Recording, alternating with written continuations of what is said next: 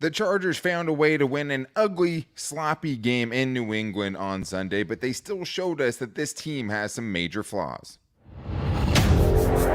You are Locked On Chargers, your daily podcast on the Los Angeles Chargers, part of the Locked On Podcast Network, your team every day.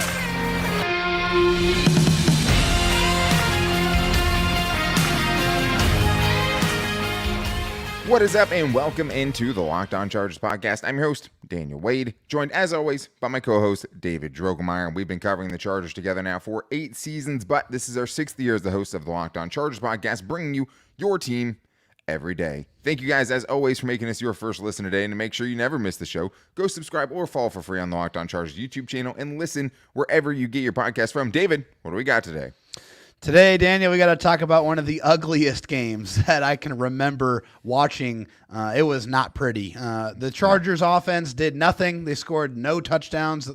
Fortunately, the defense did not give up any points at all. So we got to talk about that. Special teams was absolutely special. And Khalil Mack, what else can you say? What else can you say but him having an all-pro season in his age 32 season for the Chargers?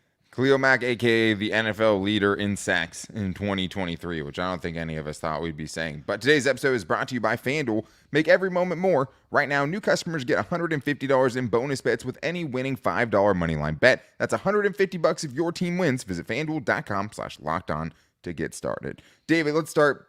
Yeah, I mean, sloppy win in New England. And we talked about it, right? You had said before, hey, anytime you can go beat the evil empire, you want to do it. This was more like, okay, somebody going and like shooting the Death Star after it's already gotten blown up, I think is kind of what it felt like. Fine by me. Chargers improved to 5-7 on the season, and it was a sloppy game, man. As soon as you kind of saw the conditions, you saw it was a game that was not really meant for what the Chargers do well, right? It was raining through the entire game. And after the first couple of drives, I put out a tweet like, oh, okay, this is going to be a 6-3 game. Like, this is going to be incredibly ugly. And it was not a dominant win by any team, by any means. You know, you beat a team who's now 2-10 with the Patriots. And this is just the definition of just, hey, a win is a win. This is a sloppy, ugly win. Yeah, it really was. I mean, this was a football game where you didn't really get comfortable at any moment in time because there was not a lot that you saw that was of quality nature. I mean, on offense, they punted so many times. I think 9 times in this football game. They went 3 and out 3 times. At least defensively, they did do some positive things. Obviously, whenever you keep your opponent off the scoreboard, that is a good day. But, you know, you're going up against a backup quarterback that was starting to heat up towards the end of this football game. But the Chargers did enough. They were able to keep them off the scoreboard. They were able to win it at the end. But my goodness, this was one of the ugliest games in recent history. It was not enjoyable to watch, but it is a win, and a win is always important. Yeah, and I mean, I think you're seeing all the same things we've talked about all season long, right? Yeah, I mean, second bad offensive performance in 2 weeks, right? You could probably say in, the last 3 weeks with all the missed opportunities against the Packers as well. Yeah. Even though it's a game they should have put up 30 plus, but like now in the last 2 weeks, you've scored, 8 points per game. Like, and that's the problem with this game, right? Like, you win, but like, you fail to inspire any confidence in this team, and then they can do anything meaningful down the stretch, right? Because at the end of the day, David, like the team we saw here, and not that we're expecting this by any means, but like this is not a team that can run the table, right? Like no. This is not a team that can put together a significant, meaningful winning streak down the stretch. Like it still took. It was an awesome play. End of the game, Chargers are trying to seal it. Justin Herbert on 3rd and long finds Alexander Erickson, as everyone thought it would be, for a big first down. Credit to, Kellen Moore. We'll talk more about his offense and their struggles, but hey, just going for it, getting the win right there. Because it almost came down to a Bailey Zappi, 1 minute left, a chance to go down the field and score a touchdown to win the game. And when you're going up against Bailey Zappi, that's unacceptable. So, like, it is a win, but at the same time, you don't have any confidence that this team can actually do any, like, nothing was really solved here. No, not at all. I mean, all of the same issues that have been plaguing the Chargers all season long continued to plague them in this game. I mean, offensively, the running game was beyond anemic. I mean, I don't think I have enough descriptive words to be able to talk about that. A ton of drops, which, we've seen that all season long as well. still managed to give up some explosive plays to this Patriots offense that should not scare anybody. They have really no one that has any kind of spark other than Tyquan Thornton, who the Chargers gave up a explosive 39-yard run to another wide receiver again. It's a lot of the same things. They did enough to be able to beat a very, very bad team, probably one of the worst teams in the NFL. But there's not many other things outside of the performance of Khalil Mack that you can say, man, that was a really special performance that we saw in this football game. Same issues on offense, same issues on defense, and here we are talking about a 6-0 win. Yeah, 6-0, man. I mean, I guess cool first defensive shutout since 2017 when they played the Broncos and beat them 21-0. That was that Travis Benjamin punt return touchdown game, I believe. When he wasn't going backwards? Yeah, when he wasn't running into his own end zone like he did against the Patriots. We don't have to talk about that. But yeah, you get a win in Foxborough. And this is a Patriots team that beat the Bills a few weeks ago, right? So anything can happen. The Chargers, as we saw, could have easily lost this game, but they did not win it because of their offense. If they won it for any reason, it was because of their defense and special teams. You do get a tip of the cap for a defensive shutout. You sacked Bailey Zappi 5 times. You forced 2 turnover on downs at the end of the game. You needed to get a stop. It would have been the most predictable thing ever if they shut them out all game. And in the biggest moment, you end up giving up a big touchdown, right? And you had that feeling in the back of your spine. You know it. You knew you had it. There's no point in this game where you felt comfortable, especially at the end.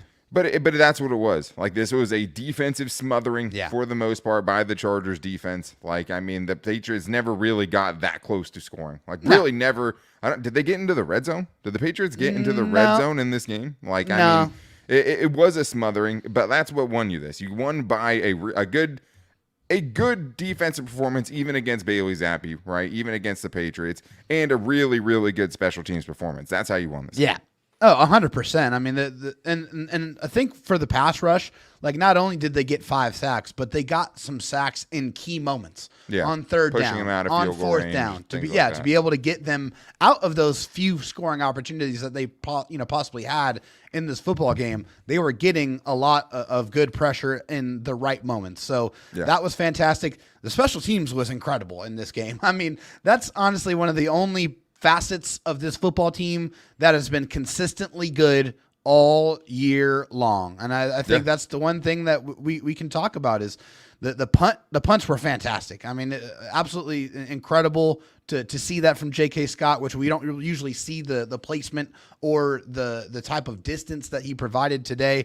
And Darius Davis is straight money. I mean, it seems like I put a tweet out there. It just seems like every single time he returns a punt, it's going for 10 plus. Every single time. And that is not something that is a common theme for the Chargers in their special teams returns, but he has definitely brought that spark. He was one of the sole reasons why the Chargers got one of their field goals in this football game. So just such an ugly performance, but the defense, the special teams, they showed up when their name was called on, and they were able to help secure a win. Yeah, and we'll talk more about the special teams later because J.K. Scott, I mean, after feeling like he might get cut earlier in the season because he was having such a bad start to the season, was the MVP of this game. And that, I think, tells you all you need to know about this game. And I think for the offense, talked about the defense and special teams, I think one of the most frustrating parts is, you get shut out in the second half again.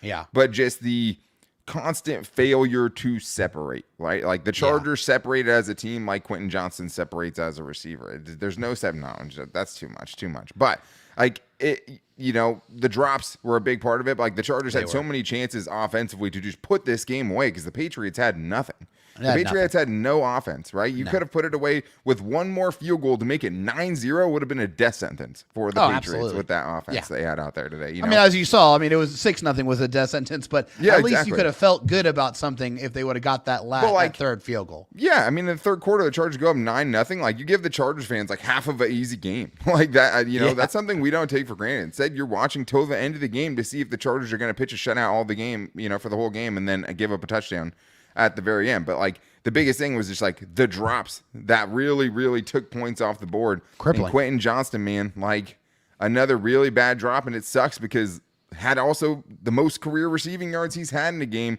So we're going to talk about all the drops in this poor offense for the second straight week, why this offense can't get things going. We're going to talk about that coming up after this. Especially with family on the mind. I know we spend a lot of time talking together, but we always get fired up with the wins, even when they're ugly wins like this. Who starts, who sits, and everything else football related. But today I want to chat about something a little bit more personal. Whether you're on extended travel, bracing for a major weather event, or limited by yet another supply shortage, you are covered because thanks to our partners at Jace Medical, they can give you life-saving antibiotics and a long list of daily medicine that can be ordered in a 1-year supply, even ED generics like Cialis, Viagra, Revatio prescriptions. Go online right now at jacemedical.com to receive your 12-month supply of your daily medication. Remember to use the promo code LOCKEDON at checkout for a discount, but this really says it best. One of the verified customers of Jace Medical said, "I am thankful for this service. Supply chain issues caused me to cut pills in half in order to have them. I ordered most of my daily meds with a year supply. I also ordered an antibiotic kit. I feel secure now. Prices are lower than local pharmacies. I highly recommend this for everyone." I have family members that need things like this. I know with all the craziness in the world, this is something that can give you a little bit of peace of mind. So if you have someone you love that you want to give that peace of mind to, make sure to go to jacemedical.com, see if it's offered for you. Remember to use promo code LOCKEDON for $20 off your first purchase. Well, let's talk about the offense, and I don't think you can talk about the offense without talking about the drops, right? Like the last 3 weeks, it's been drops and fumbles like that have just totally killed this team. Like it's just been such a plague. They were actually pretty good about not dropping passes the first 8-9 weeks of the season, and it's all come crashing down to earth. And I mean, if you just look at, you're looking at, Justin Herbert's numbers in this game, and that's one of the frustrating things for him this game was just like, I wanted to use this as a barometer, kind of see how Justin Herbert has progressed based on going against Bill Belichick. Someone that's always going to give a good game plan, someone that has frustrated Justin Herbert in the 2 games prior to this. And Justin Herbert ends up going 22 out of 37 for 212 yards. But 5 or 6 drops? At least. And those are just the ones that are just clanks, Right here. When's the last time the Chargers made a contested catch? Right? Like the Chargers have nobody that can make a contested catch right now. Those aren't even considered drops, but those are just out of the question right now. But you have Donald Parham, man. I mean, we've seen a 4th and 5 drop by him, a couple of weeks ago. That was killer against the Packers. Now today, you have a big play early in the game to kind of set the tone for your offense. He drops it. Late in the game, when you have a chance to put the game away, right? 3rd down, 3rd and 4, going to be a big play, going to put you in field goal range, like I said, to finish this game, has another just right in the breadbasket drop. And I know it's raining, right? But you also have Austin Eckler, Josh Kelly, both dropping a couple of perfect passes. You have Keenan Allen, a couple that he probably wishes he could have brought in, right, by his own standards. But the one that's going to stick out to everyone, David, is Quentin Johnston, the guy that could afford to have a drop the least. 3rd and 12, Justin Herbert rolls out, puts a ball on the money to him. Another big play, puts him in scoring range for sure, probably finishes that game, and he can't come down with it. And that was pretty tough to watch because it's like, hey, this guy had a high-profile drop a couple weeks ago. He's really about to have his best game of the year, and then he has that moment. Yeah, that one hurts. That one hurts to watch because, I mean, before that moment, it's really felt like he was starting to cook. Like he was starting to get some catches, starting to get some confidence. He was starting to move the ball down the football field, and you're like, all right, I'm starting to see some things that I like. But then the one moment where he has a possibility for probably a 30-plus yard reception, it hits him right in the hands, and he juggles it, and he's not able to bring it in. And, of course, that's the thing that everyone's going to remember from this performance, from this game, from Quinton.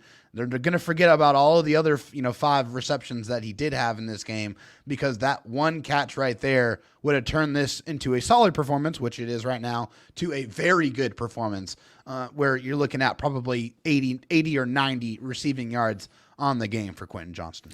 Yeah, is it a step in the right direction? Probably, right? It seemed like they were targeting him in better ways. They threw one kind of wide receiver screen to him where Jalen Guyton, I don't know what he was looking at. Yeah, I don't know what the heck he was just standing looking at the line of scrimmage. He was a spectator. Quentin Johnston ran around the traffic cone to end up actually getting a pretty decent gain off it. It's like, yeah, that's what he does. That's what he can do, yeah. Another short pass where he's carrying New England defenders, right? Can't bring him down. I remember there were 2 defenders that were hanging on top of him while they blew the whistle, and they couldn't even tackle him. Yeah, and it's so you see, the value that he can bring. It's there. And it's just, But man, like those drops are just like it's just such brutal drops you don't see they're at the killer. NFL level, especially from the same person. Like Donald Parham escapes because he's not a first round pick, right? Like he had he had the worst drops in this game, more than Quentin Johnston. The straight clanks. I mean, he was wide open, no defender anywhere close to him. But it's not just that, right? I mean, I think especially when you're looking at this game, David, and what absolutely killed the Chargers offense, and I think one of the biggest reasons the Chargers offense hasn't been able to get anything consistently going all season long is just because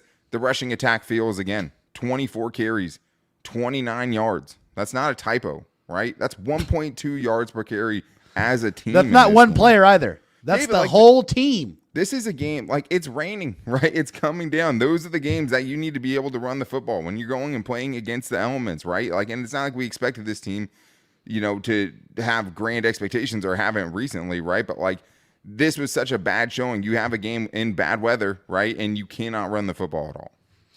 When you absolutely need to. And I mean, I just have to give you this stat because this really kind of proves how absolutely atrocious it really was. 24 carries on 29 yards, but if you felt like a lot of those went for little to no gain, then you'd be correct. I charted 15 running plays of 3 yards or less in this football game. Yeah. Which is unbelievable. Like, how do you do that? Like, it's a mixture of bad offensive line blocking and your running backs not getting absolutely anything after or being able to be able to get extra yards, to even fall forward. Austin Eckler doesn't have the size, and it seemed like he got smacked a couple of good times where like they really made their presence felt on him. And it's just really hard to watch, but 15 runs of 3 yards or less in this football game is how you have a 6-0 game. This is why you can't separate. This is why you can't put touchdowns on the board, because Justin Herbert has to throw perfect passes to receivers, and even when he does, they drop the football because there's no running game to speak of. Yeah, and I think you could see that, the Patriots had put an extra emphasis on not letting Justin Herbert be the Chargers rushing attack too in this that's one. For sure. You could definitely see that a little bit. But to me, and I think that's partially why the pass rush for New England didn't look as good as it could have, right? Not a great defense, right? Not a great pass rush. Right. But and I thought the Chargers offensive line actually pass protected pretty well in this game. Yeah, they did. Most even numbers are. But like, I think this isn't a new all-time kind of low for this group, man. Like, it's just, I mean, when you're yearning for Josh Kelly and he has 6 carries for 16 yards and he's not even averaging 3 yards per carry, but you're like, he should have got more with his 2.5 yards per carry, right? Like, that's bad, and like that was one of the things we were most excited about for Kellen Moore and his offense. And like, now this is 2 straight weeks, right? You had 16 points over your last 2 games. You were shut out in another second half. And to me, it's when you're running the ball, right? Like the Chargers get a turnover early in this game, big play by Tui Tuipulotu, right? Ends up hurting Ramondre Stevenson. That part sucked, kind of a hip drop tackle you see everyone talking about, right? But like, right after that, how do you capitalize on it? You run the ball 3 straight times, and you go 3 and out. Later on, when other teams have done that, when other teams have capitalized on those moments, Daniel, they've thrown explosive pass plays and have hit on those plays every single time. The Chargers get a big play. What do they do with that momentum? They extinguish it. Yeah, I mean, the Chargers defense has been really, really good after sudden change. Like, they've really helped this team out lately, when they have turned the ball over. But, like, I get your point, which is just, like, do something with it. You're getting a game that's going to be a slugfest. Take a shot. Defense gets one, right? Their first takeaway in over 3 games. But that's the thing, is, like, not only do you have the 3 consecutive runs for a 3 and out, then you have a 3rd and 6 where you decide you want to run a sweep with Austin Eckler, who's looked like he's lost a step, and lose 7 yards, right? Keenan Allen didn't look right. And then, like, Gerald Everett featured early, looks great, disappears. So it's like Kellen Moore, second game in a row where it's just like, man, I know these drops have made it hard to see the whole picture, but it still just kind of has to look better than this. It does, Daniel. I mean, it's just not enough production, not enough consistent production. If your running game is going to be like this, then you might as well just abandon it and just go to the quick passing game just to be able to get some positive momentum on 1st and 2nd down. Way too many plays that go for very little production, and you just can't have that to be able to sustain offense.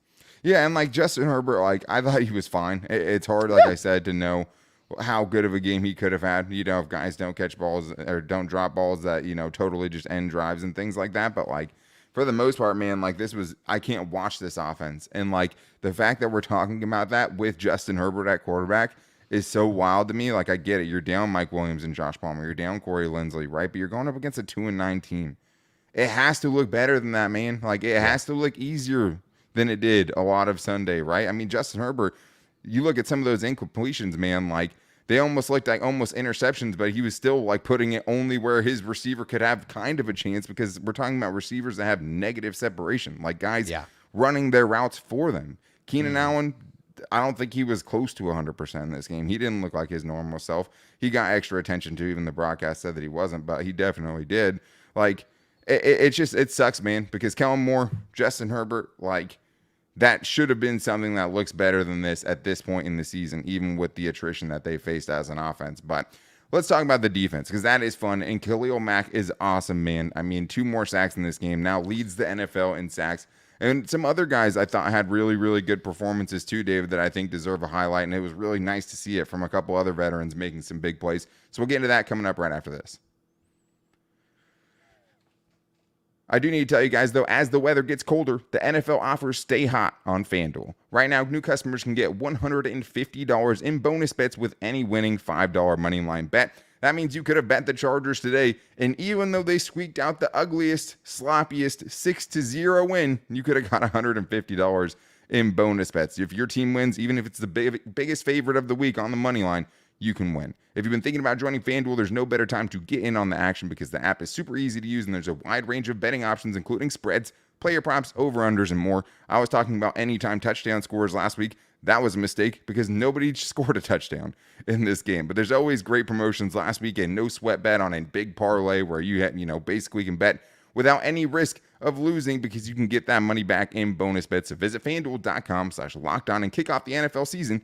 FanDuel, official partner of the NFL.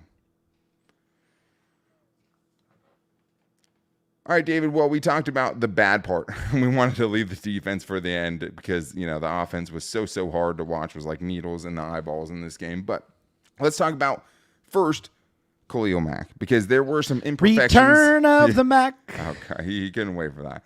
Perfection, was not attained by his defense. There's definitely some things you could nitpick on, but like, Khalil Mack has put this defense on his back for a lot of this season, and to see him kind of rewarded now, David, 2 sacks at least in 3 straight games. He's up to 15 sacks on the season. He leads the NFL.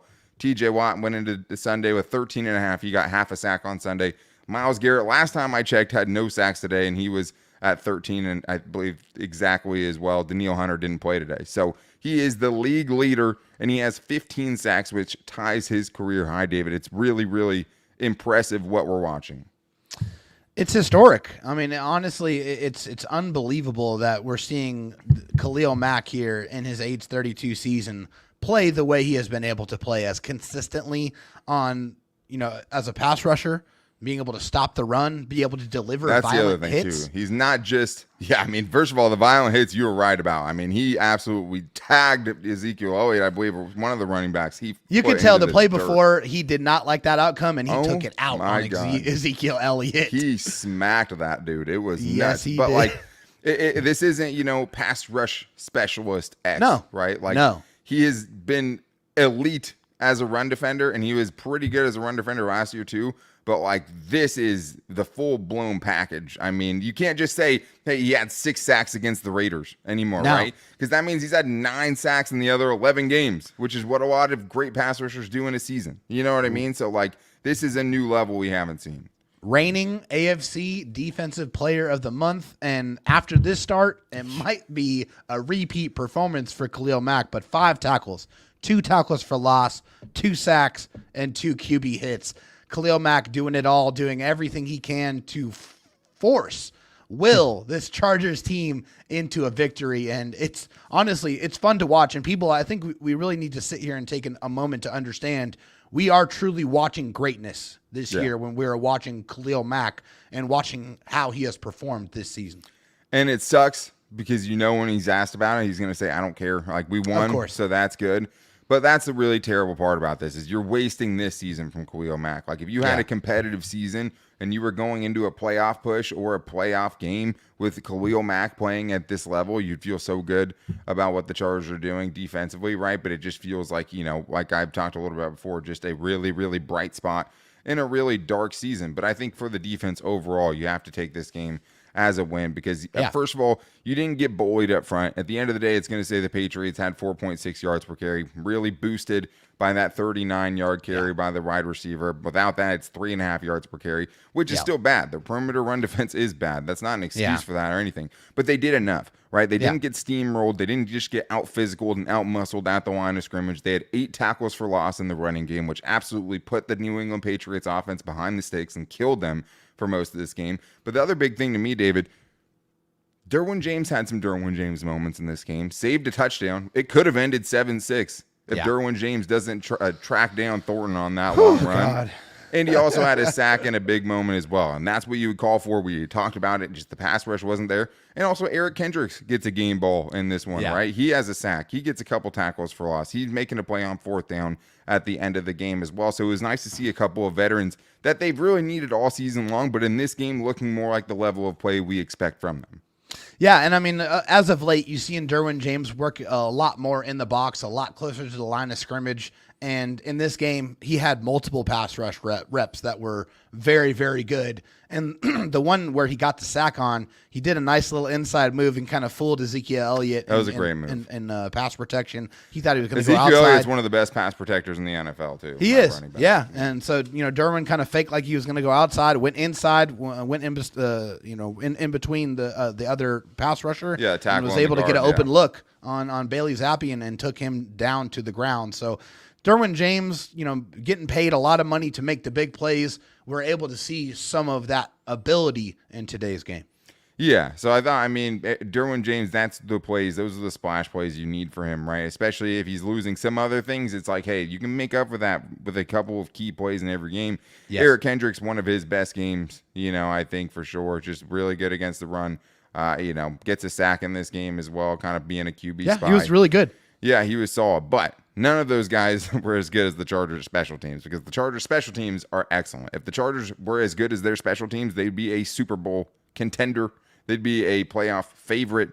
They would be much better than what we've seen from them in 2023. And it starts with this, Cameron Dicker hits both of his field goals. All 6 of the points you see up there on that scoreboard are from Cameron Dicker, right?